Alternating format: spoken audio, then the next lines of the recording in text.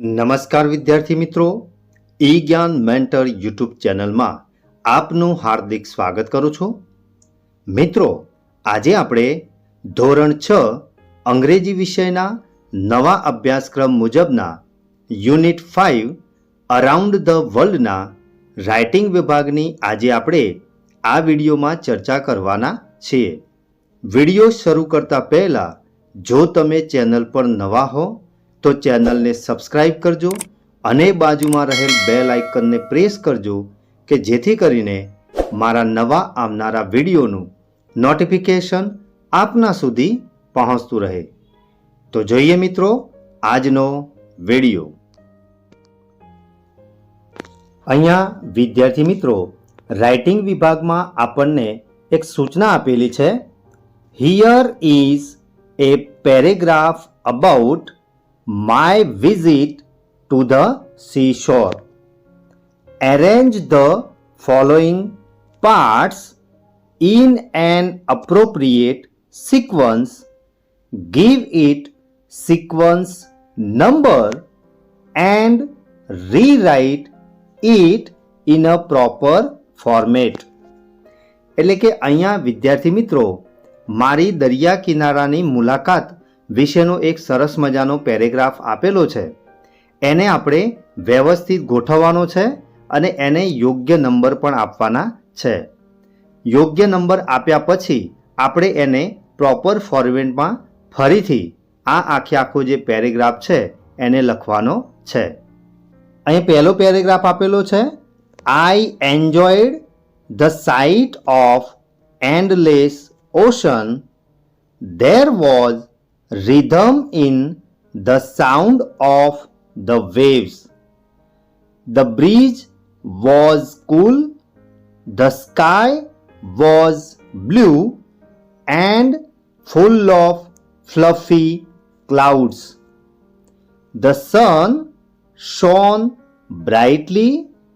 Some seagulls were flying in the sky. ત્યાર પછીનો paragraph છે. It was a magical and refreshing experience. ત્યાર પછીનો પેરેગ્રાફ છે. There were a few people on the shore. A group of children was building sand castles. Some hawkers were selling food and toys.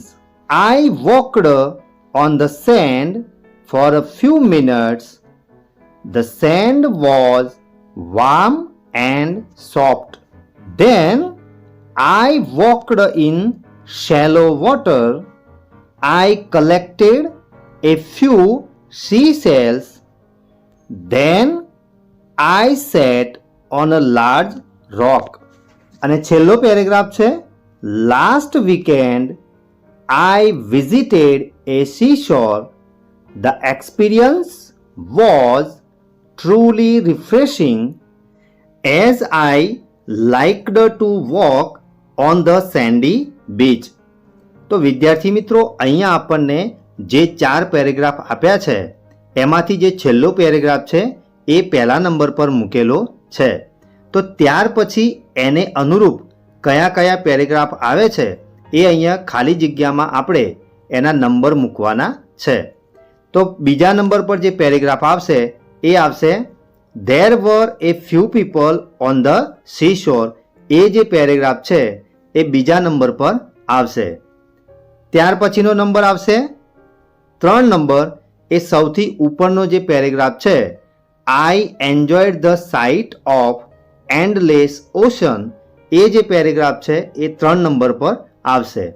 જ્યારે બીજા નંબરનો જે paragraph છે it was A magical and refreshing experience.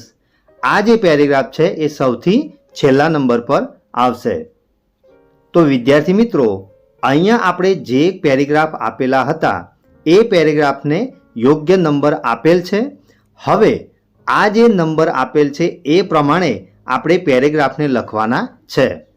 તો હવે આપણે આ જે પેરેગ્રાફ છે એને પ્રોપર ફોર્મેટમાં લખીએ. સૌથી જે પહેલો પેરેગ્રાફ હતો, last weekend I visited a seashore.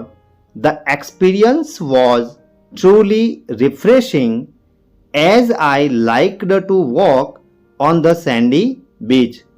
ત્યાર પછીનો પેરેગ્રાફ છે, There were a few people on the shore. A group of children was building sand castles. Some hawkers were selling food and toys. I walked on the sand for a few minutes. The sand was warm and soft. Then I walked in the shallow water. I collected a few seashells. Then I sat on a large rock. ત્રીજા નંબરનો paragraph છે, I enjoyed the sight of the endless ocean. There was a rhythm in the sound of the waves. The breeze was cool. The sky was blue and full of fluffy clouds. The sun shone brightly. Some seagulls were flying on the sky. અને જે છેલ્લો paragraph છે એ આવશે, It was a magical and refreshing experience. તો વિદ્યાર્થી મિત્રો, આ રીતે તમારે પણ તમારી નોટબુકમાં પ્રોપર ફોર્મેટમાં આ પ્રમાણે આ ફકરાઓને નોંધવાના છે. ત્યાર પછી નેક્સ્ટ જોઈએ. અહીંયા વિદ્યાર્થી મિત્રો આગળ આપણને સૂચના આપેલી છે, answer the following questions and write A paragraph about my favourite place. આપેલ પ્રશ્નોના જવાબ આપો અને મારી પ્રિય જગ્યા એ વિશેનો એક સરસ મજાનો પેરેગ્રાફ લખવાનો છે. તો વિદ્યાર્થી મિત્રો અહીંયા આપણને કેટલાક પ્રશ્નો આપેલા છે, એ પ્રશ્નોના આપણે જવાબ આપતા જઈશું અને સાથે સાથે એ જવાબોના આધારે આપણે સરસ મજાનો એક પેરેગ્રાફ તૈયાર કરવાનો છે. પહેલો પ્રશ્ન છે, which is your favourite place? તમારી પ્રિય જગ્યા કઈ છે? બીજો પ્રશ્ન આપેલો છે, વેર ઇઝ ઇટ? તે ક્યાં છે? ત્રીજો પ્રશ્ન છે, how is it? Big, small, clean etcetera. એટલે કે તે જગ્યા કેવી છે? મોટી છે, નાની છે કે ચોખ્ખી છે? ત્યાર પછીનો પ્રશ્ન છે, what do you see there? તમે તે જગ્યાએ શું જોયું છે? ત્યાર પછીનો પ્રશ્ન છે, what do you do there? તમે ત્યાં શું કરો છો? Write your memories about it. તમારે તમારી જે યાદગાર જે ક્ષણો છે એના વિશે પણ તમારે આ પેરેગ્રાફમાં લખવાનું છે. અને છેલ્લો પ્રશ્ન છે, why do you like it? અને તમને આ જે જગ્યા છે એ શા માટે ગમે છે? તો વિદ્યાર્થી મિત્રો અહીંયા જે પ્રમાણે પ્રશ્નો આપેલા છે એ પ્રશ્નોના આપણે જવાબ આપીશું અને સાથે સાથે એ વાક્યોને ક્રમ પ્રમાણે ગોઠવી અને માય ફેવરાઇટ પ્લેસ વિશેનો સરસ મજાનો ફકરો લખીએ. તો અહીંયા વિદ્યાર્થી મિત્રો સરસ મજાનો ફકરો લખેલો છે, my favourite place is the Shiva temple on the bank. એટલે કે મારી પ્રિય જે જગ્યા છે એ નદી કિનારે આવેલ શિવજીનું મંદિર છે. It is A very old temple. અને તે ખૂબ જ જૂનું મંદિર છે. It is small but clean and beautiful. તે ખૂબ જ નાનું છે પરંતુ ચોખ્ખું અને સુંદર દેખાય છે. There are idols of Lord Ganesha and Shriram, Sita and Hanuman too. આ મંદિરમાં ભગવાન ગણેશ, શ્રીરામ, સીતા અને હનુમાનજીની મૂર્તિઓ આવેલી છે. There are many trees around the temple. મંદિરની ચારે બાજુ ઘણા બધા વૃક્ષો આવેલા છે. People sit on the benches under the trees and enjoy chirping of birds and cool breeze. માણસો જ્યારે મંદિરે આવે છે ત્યારે બેન્ચ પર બેસે છે અને પક્ષીઓના જે અવાજ છે એનો આનંદ માણે છે. I go to the temple every day with my grandparents. હું દરરોજ મારા દાદા દાદી સાથે મંદિરે જાઉં છું. After દર્શન કર્યા પછી we sit there and enjoy the peaceful atmosphere.